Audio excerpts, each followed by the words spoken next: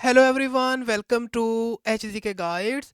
वो स्टूडेंट जो यूके से स्टडी करना चाहते हैं लेकिन उनका जो सीजीपीए है वो लो है, और इसी के साथ साथ ऐसे स्टूडेंट जो यूके की किसी ऐसी यूनिवर्सिटी को सर्च कर रहे हैं जिसके अंदर वो अप्लाई कर सकें विदाउट एप्लीकेशन फ़ी, और वो यूनिवर्सिटी स्टूडेंट को स्कॉलरशिप की अपॉर्चुनिटी प्रोवाइड करे। तो आज हम बात करने जा रहे हैं यूके की एक ऐसी यूनिवर्सिटी के बारे में जो स्टूडेंट को अलाउ कर रही है कि वो लो सीजीपीए के साथ भी इस यूनिवर्सिटी के अंदर अप्लाई कर सकते हैं, और स्टूडेंट से जो एप्लीकेशन फ़ी है वो भी रिक्वायर्ड नहीं होती। और इसी के साथ साथ इस यूनिवर्सिटी की तरफ से डिफरेंट जो स्कॉलरशिप्स हैं वो भी प्रोवाइड की जा रही हैं इंटरनेशनल स्टूडेंट्स को। तो हम डिटेल में बात करेंगे कि यूके की कौन सी यूनिवर्सिटी है, और जो स्टूडेंट अप्लाई करना चाहते हैं उनके लिए रिक्वायरमेंट्स क्या हैं, और जो स्कॉलरशिप्स हैं उनके बेनिफिट्स क्या हैं, उनकी एप्लीकेशन की सबमिशन जो है किस तरह से होनी है। इन सब चीज़ों को हम डिस्कस करेंगे। सबसे पहले बात कर लेते हैं कि यूके की कौन सी यूनिवर्सिटी है। तो यूके की जिस यूनिवर्सिटी को आज हम डिस्कस करने जा रहे हैं that is university of cantt.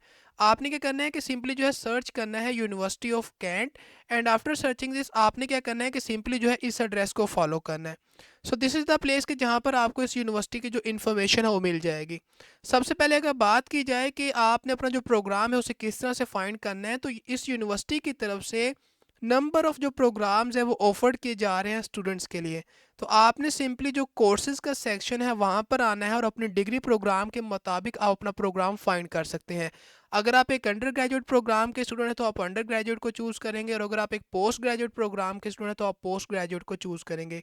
तो इस तरह से आप जो भी प्रोग्राम अवेलेबल है इस यूनिवर्सिटी की तरफ से आपके डिग्री प्रोग्राम के मुताबिक आप उनको चेक कर सकते हैं, और देन जो भी आपका डिज़ायर्ड प्रोग्राम है आप उसकी रिक्वायरमेंट को चेक कर सकते हैं। सो दिस इज़ हाउ कि आपने अपना जो कोर्स प्रोग्राम है उसे किस तरह से फाइंड करना है। अब बात करते हैं कि वो स्टूडेंट जो इस यूनिवर्सिटी में अप्लाई करना चाहते हैं उन्होंने अपनी रिक्वायरमेंट को किस तरह से चेक करना है। तो इस यूनिवर्सिटी के अंदर जो एप्लीकेंट हैं फ्रॉम डिफरेंट कंट्रीज़ वो अप्लाई कर सकते हैं और अपनी एप्लीकेशन को सबमिट कर सकते हैं। लेकिन जो रिक्वायरमेंट हैं वो वेरी कर सकती हैं डिपेंडिंग पोन के एप्लीकेंट जो है किस कंट्री से अपनी एप्लीकेशन को सबमिट कर रहे हैं। तो अगर बात की जाए उन स्टूडेंट्स की जो पाकिस्तान से अप्लाई करना चाहते हैं तो उन्होंने सिंपली क्या करना है कि पाकिस्तान को चूज़ करना है। बट अपार्ट फ्रॉम दैट जो एप्लीकेंट किसी और कंट्री से हैं उन्होंने अपने कंट्री को चूज़ करना है ताकि रिक्वायरमेंट को चेक कर सकें। तो पाकिस्तान के स्टूडेंट जो हैं पाकिस्तान को चूज़ करेंगे, तो जैसे ही आप इसको चूज़ करेंगे तो यहाँ से आप अपनी जो रिक्वायरमेंट है उन्हें चेक कर सकते हैं। अगर बात की जाए उन स्टूडेंट्स की जो किसी अंडर ग्रेजुएट प्रोग्राम के लिए अप्लाई करना चाहते हैं, तो जो अंडर ग्रेजुएट की रिक्वायरमेंट्स हैं उनको यहाँ पर मेंशन किया गया है। स्टूडेंट ने यहाँ से उन रिक्वायरमेंट्स को चेक करना है, और यहाँ पर क्लियरली मेंशन है कि वो स्टूडेंट जो पाकिस्तान से अप्लाई करना चाहते हैं और किसी फाउंडेशन प्रोग्राम के लिए जो है उसे परस्यू करना चाहते हैं, तो उनके पास एटलीस्ट जो 60% मार्क्स हैं उनका होना ज़रूरी है उनके इंटरमीडिएट सर्टिफिकेट के अंदर। और अंडर ग्रेजुएट अगर रिक्वायरमेंट्स की बात की जाए तो ये हमने फाउंडेशन रिक्वायरमेंट्स की बात की है, और अगर अंडर ग्रेजुएट रिक्वायरमेंट्स की बात की जाए तो यहाँ पर क्लियरली मेंशन है कि वो स्टूडेंट जो अंडर ग्रेजुएट प्रोग्राम के अंदर अप्लाई करना चाहते हैं उन्होंने इन रिक्वायरमेंट्स को मीट करना है। So these are the undergraduate requirements, यानी आपके पास जो है 2 इयर्स की bachelor of art science commerce की जो डिग्री है वो होनी चाहिए, और एचईसी से जो है एसी जो क्रेडिट है वो होनी चाहिए, और आपकी जो डिग्री है उसके अंदर आपका जो सीजीपी है वो 3.0 होना चाहिए। या इसके अलावा अगर आपके पास 2 ईयर की बैचलर ऑफ टेक्नोलॉजी की डिग्री है और उसके अंदर आपका जो सीजीपी है वो 3.0 है तो आप अप्लाई कर सकते हैं। इसी तरह अगर आपके पास 3 ईयर की बैचलर ऑफ आर्ट साइंस या कॉमर्स की डिग्री है तो आपको उस क्वालिफिकेशन के साथ भी अप्लाई कर सकते हैं, और आपका जो सीजीपी है वो 3.0 होना चाहिए आउट ऑफ 4.0 स्केल। तो ये आपकी रिक्वायरमेंट्स हैं अंडर ग्रेजुएट प्रोग्राम के लिए।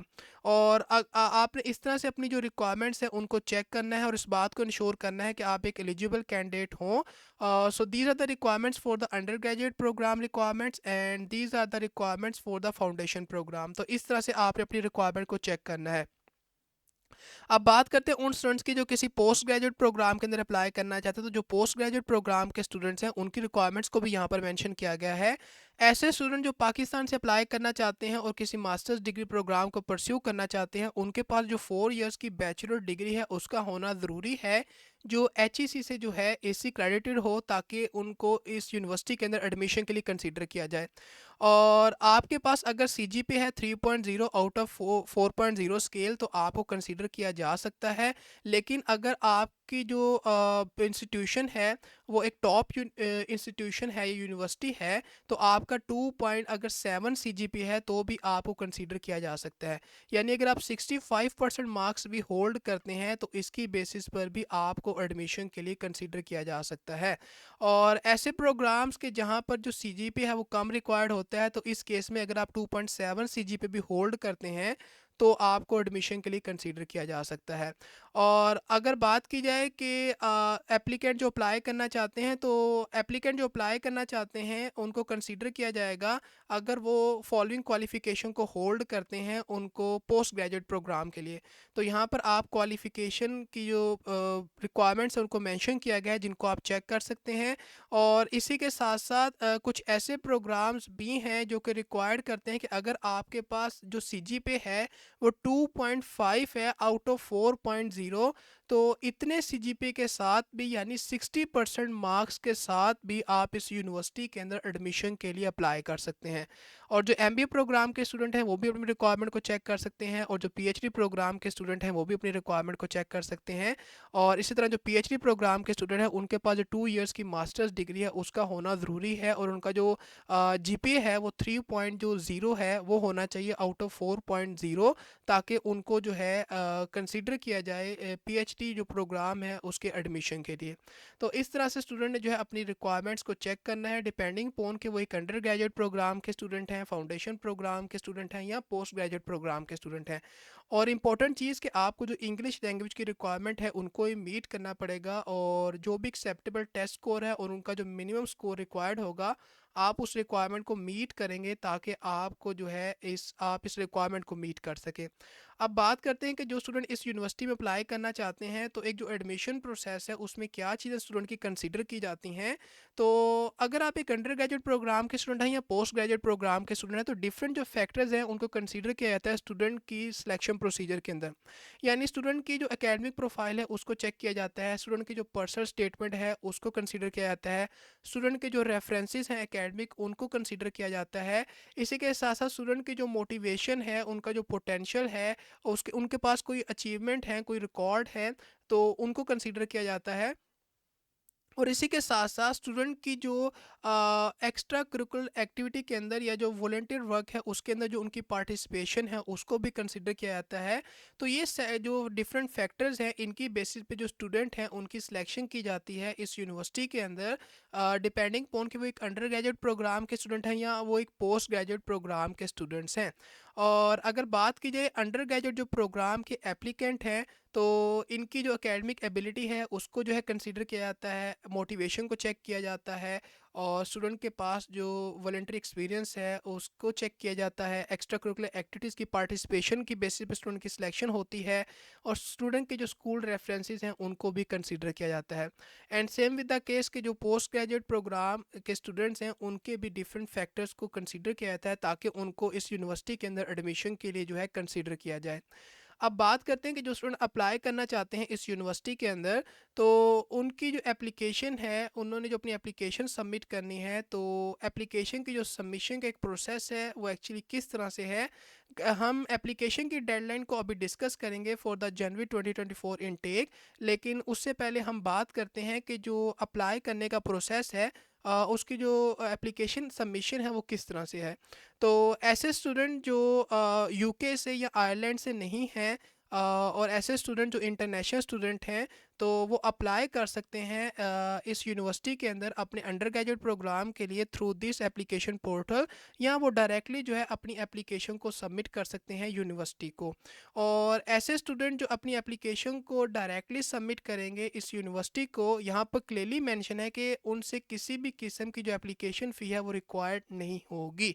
तो अभी आप पे डिपेंड करता है कि आप यूनिवर्सिटी के पोर्टल पर एप्लीकेशन सबमिट कर रहे हैं या नहीं। इसी तरह अगर बात की जाए उन स्टूडेंट्स की जो किसी पोस्ट ग्रेजुएट प्रोग्राम के लिए अप्लाई करना चाहते हैं, तो जो पोस्ट ग्रेजुएट प्रोग्राम के स्टूडेंट्स हैं उन्होंने क्या करना है कि अपनी जो एप्लीकेशन है उसको सबमिट करना है डायरेक्टली सबमिट कर सकते हैं यूनिवर्सिटी ऑफ कैंट को। और पोस्ट ग्रेजुएट जो प्रोग्राम के स्टूडेंट्स हैं उनसे भी किसी किस्म की जो एप्लीकेशन फ़ी है वो रिक्वायर्ड नहीं होती। तो यहाँ से आप इसको भी चेक कर सकते हैं। तो इस तरह से स्टूडेंट ने जो है अपनी एप्लीकेशन की सबमिशन करनी है और स्टूडेंट से किसी किस्म की जो एप्लीकेशन फ़ी है वो रिक्वायर्ड नहीं होती, जिसको यहाँ पर क्लियरली मेंशन किया गया है।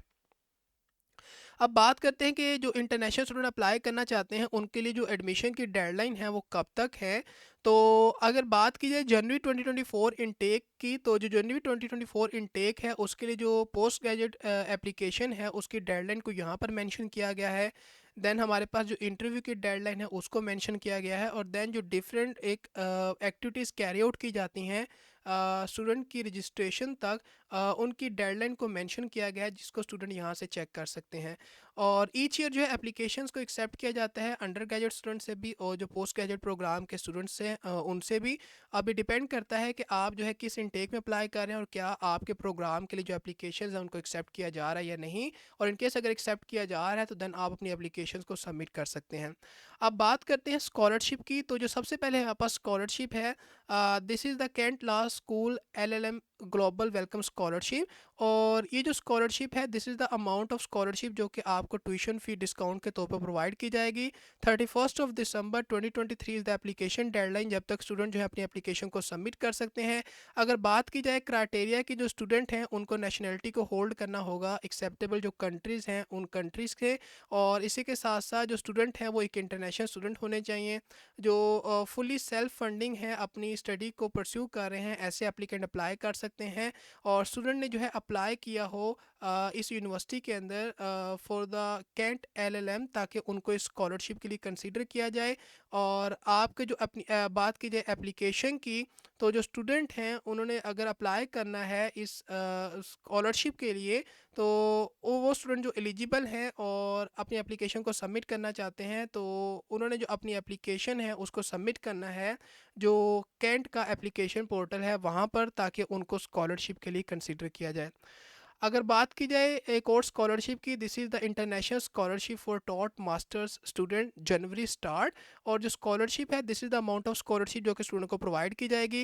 This is the application deadline, जब तक स्टूडेंट ने अपनी एप्लीकेशन को सबमिट करना है। और अगर बात की जाए एलिजिबिलिटी क्राइटेरिया की, तो ऐसे स्टूडेंट जो taught postgraduate degree program को स्टडी करना चाहते हैं ऐसे स्टूडेंट जो है एलिजिबल हैं।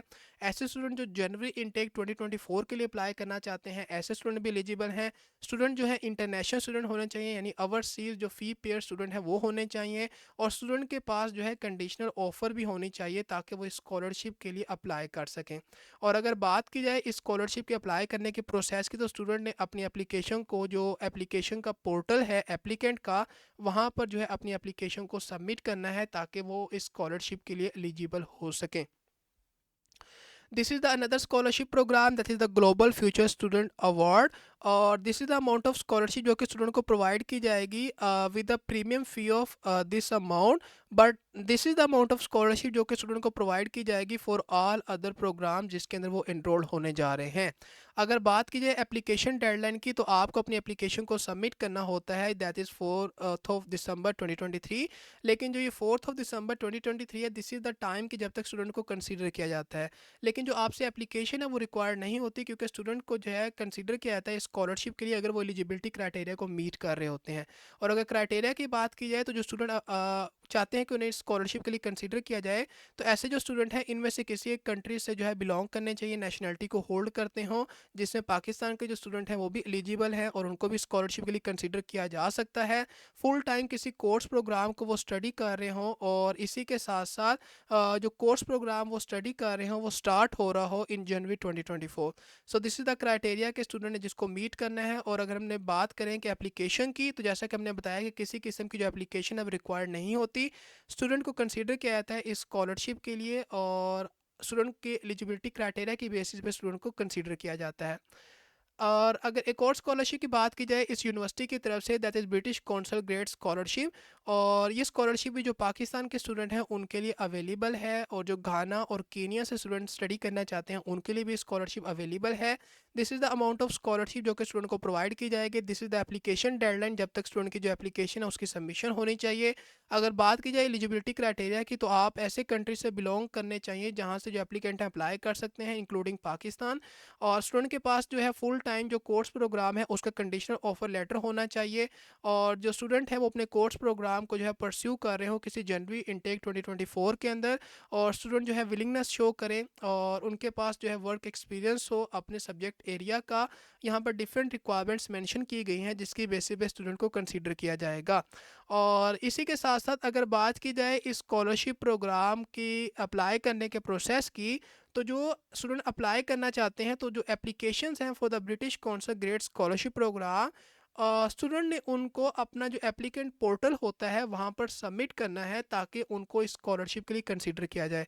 और जो स्टूडेंट चाहते हैं उनको इस स्कॉलरशिप के लिए कंसीडर किया जाए, उनको जो एजे है of no more than 500 word उसको भी सबमिट करना है, ताकि उनको इस स्कॉलरशिप के लिए कंसीडर किया जाए।